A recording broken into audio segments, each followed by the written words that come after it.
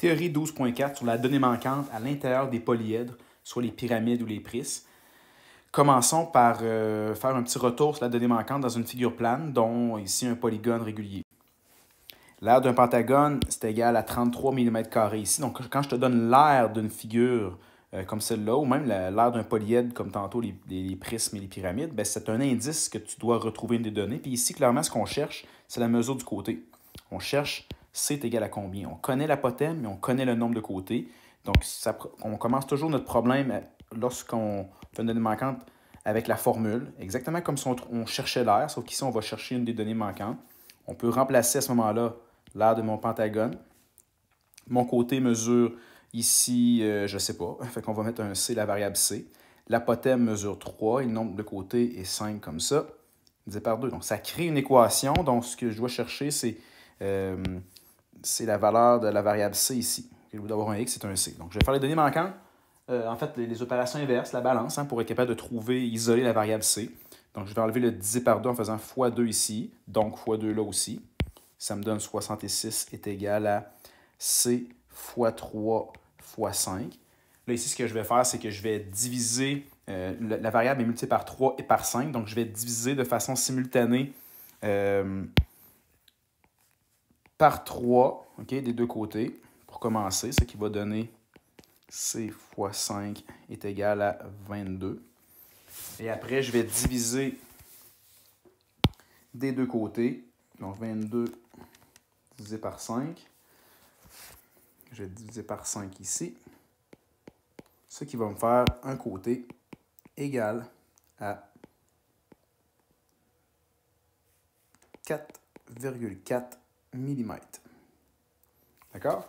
Donc, j'avais des millimètres carrés au départ, donc c'est normal que ça me donne des millimètres normal parce que c'est une mesure de longueur. Il faut faire attention, on part avec des millimètres carrés, mais on va finir avec des millimètres, des unités qui ne sont pas carrées là-dedans. Ça va être la même chose avec les pyramides et les prismes. Okay? Donc, par exemple, ici, si j'ai une pyramide, une prisme, on donne l'aire totale. Donc, il va falloir que je sorte la formule de l'aire totale d'un prisme. D'accord? Comme ça ici, pour être en mesure d'isoler ce que je cherche, qui est la hauteur du prisme. Donc, la hauteur se trouve dans l'aire latérale. Donc, il faut que je fasse du ménage pour arriver je vais vous montrer comment faire tantôt pour isoler l'aire latérale avant de faire ça. Ici, c'est un peu plus facile dans cette histoire-là. J'ai l'aire latérale d'une pyramide, je sors la bonne formule appropriée. Comme ça ici.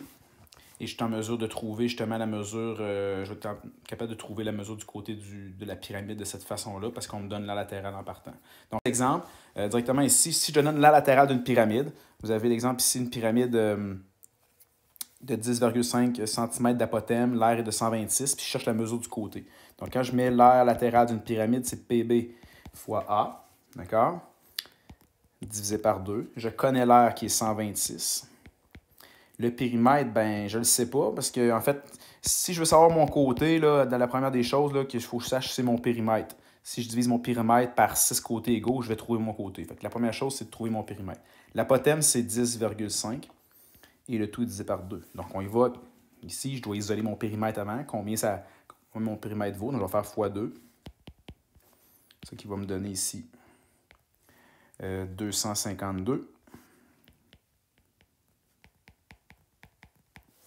Je divise par 10,5 pour enlever le fois 10,5. Ce qui me donne ici un périmètre de 24 cm. D'accord? Ici, donc, si je veux trouver mon côté, j'ai juste à faire 24 divisé en 6. Ce qui me fait 4 cm. Donc, mon côté ici est égal à 4 cm. C'est ma réponse finale. Okay, donc, on me donne la latérale dans le problème. Je sors la formule la plus simple pour moi pour y arriver, c'est la latérale.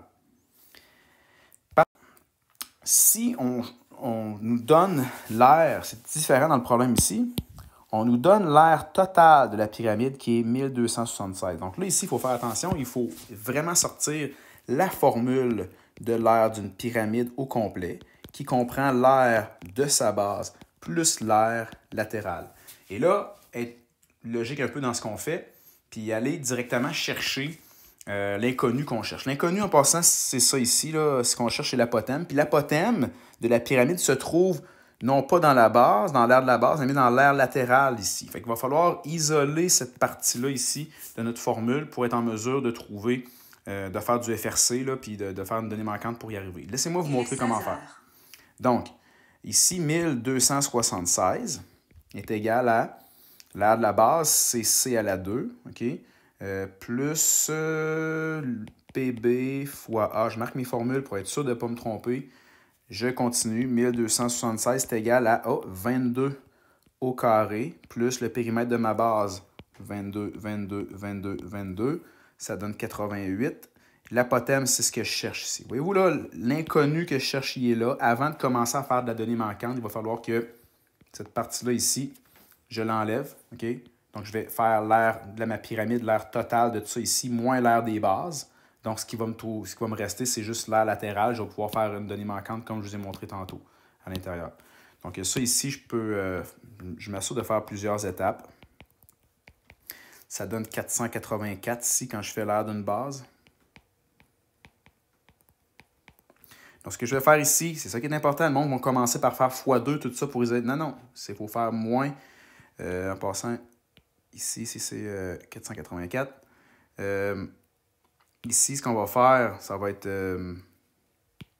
directement moins 484 pour commencer des deux côtés. Et en faisant ça, qu'est-ce que ça donne? Donc le moins ici, ça vient simplifier, là. Ça donne 792 ici. Donc le 792, c'est égal à quoi? C'est égal à l'aire latérale. Et là, je suis capable de faire une donnée manquante directement ici à l'intérieur, puis de trouver A en faisant x2. D'accord? Ce qui me donne 792 fois 2, ça me donne 1584 est égal à 88 fois A. Et mon A va être égal en divisant 88 des deux côtés.